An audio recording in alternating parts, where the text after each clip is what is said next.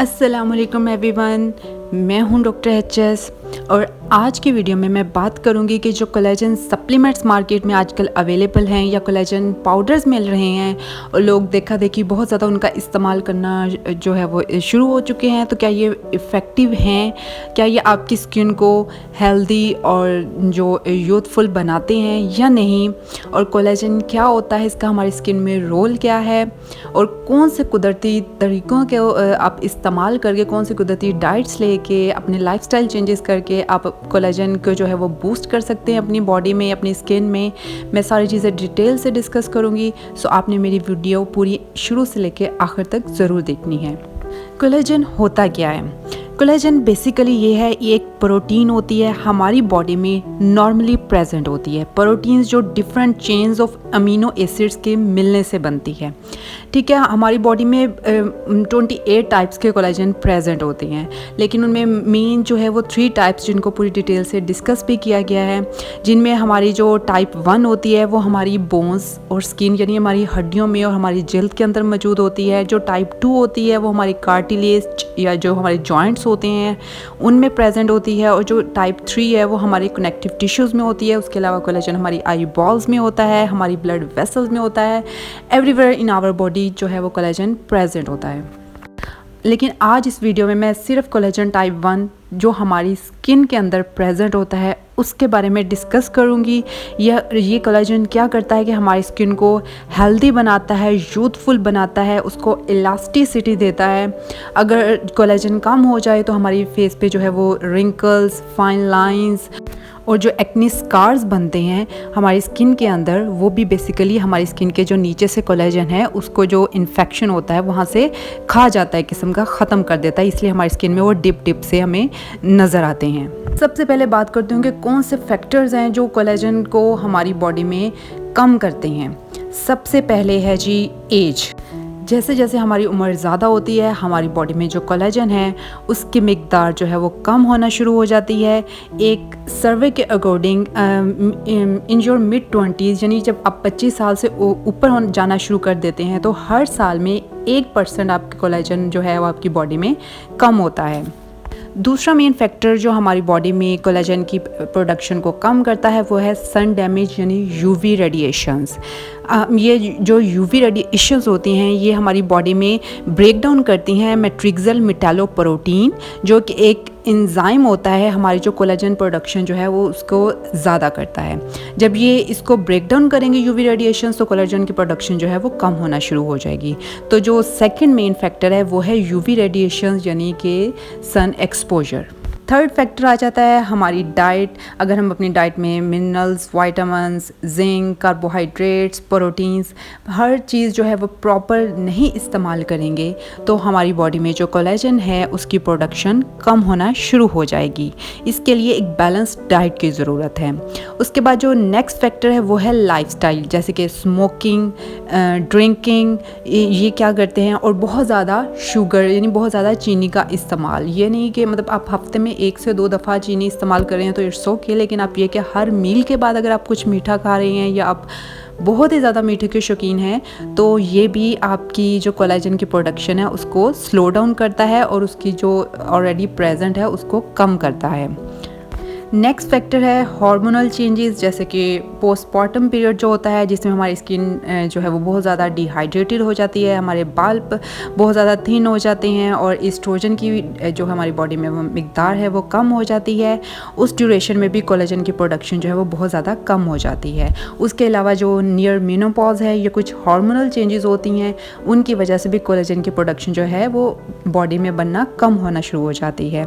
उसके बाद नेक्स्ट जो फैक्टर है वो है chronic health disease like diabetes, और कुछ ऑटो इम्यून डिजीज़ हैं, कुछ जो है वो जेनेटिक डिसऑर्डर्स हैं, उनमें जो है कोलेजन की प्रोडक्शन नहीं होती।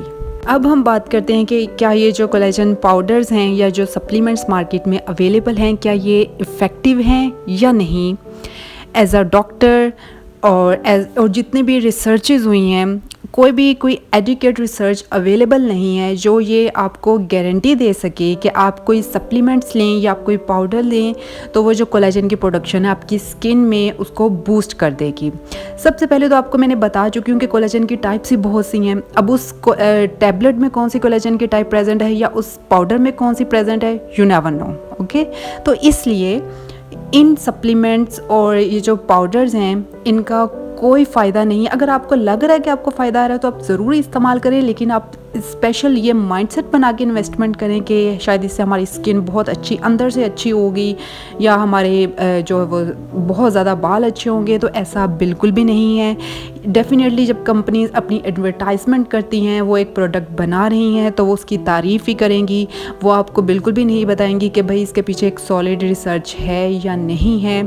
तो उन्होंने तो भाई अपनी चीज़ जो है वो प्रोडक्ट है उसको बेचना है तो उन्होंने तारीफ़ ही करनी है। तो ये अब आप पे है कि आप अपने सुनी सुनाई बातों पे उस चीज़ को ख़रीदते हैं या अपने दिमाग से सोच के उस चीज़ को इस्तेमाल करते हैं, उसके प्रॉपर इंग्रेडिएंट लिस्ट देख के। अब हम बात करेंगे कि हम नेचुरली अपनी बॉडी में कोलेजन की प्रोडक्शन को कैसे बूस्ट कर सकते हैं। सबसे पहले 60% of collagen in your body is in your control. अगर आप अपनी कुछ चीज़ों को अपनी लाइफस्टाइल में या अपनी स्किन केयर में शामिल करेंगे तो अपने कोलेजन को जो 60% है ना उसको बेहतर कर सकते हैं। सबसे पहले भाई आपने अपनी डाइट इम्प्रूव करनी है। डाइट में आपने विटामिन्स लेने हैं, मिनरल्स इस्तेमाल करने हैं, आपने प्रोटीन का पोर्शन भी लेना है, आपने कार्बोहाइड्रेट्स कार्ब्स हैं उनको भी इस्तेमाल करना है। अपनी किसी भी चीज़ को किसी भी डाइट के नाम पे स्किप नहीं करना। आप विटामिन सी का इस्तेमाल करें, ये हेल्प करती है आपकी बॉडी में प्रोटीन को एब्जॉर्ब होने में। उसके अलावा आप जितनी भी ये जो बेरीज़ होती हैं, ब्लूबेरीज़, स्ट्रॉबेरीज़, इन सब को ज़्यादा से ज़्यादा इस्तेमाल करें। ग्रीन लीफी वेजिटेबल्स उनको अपनी डाइट में ज़रूर शामिल करें। उसके बाद आप नट्स ले सकते हैं, कोई भी बादाम, अखरोट, जो भी आपको पसंद है। उसके अलावा आप सीड्स इस्तेमाल कर सकते हैं। फ़िश का इस्तेमाल करें, उसमें ओमेगा 3 फैटी एसिड्स प्रेजेंट होते हैं। तो आप अपनी डाइट को ओवरऑल इम्प्रूव करके अपनी बॉडी में कोलेजन की प्रोडक्शन को ज़्यादा कर सकते हैं। लेकिन हाँ, आपने जंक फूड का इस्तेमाल कम से कम करना है। कोई ड्रिंक्स लाइक बेवरेजेस कुछ भी आपने इस्तेमाल नहीं करना क्योंकि उनमें बहुत ज़्यादा शुगर होती है। सो इन चीज़ों को आपने कोशिश करना है कि मैक्सिमम अवॉइड करें। अब बात करते हैं स्किन केयर की।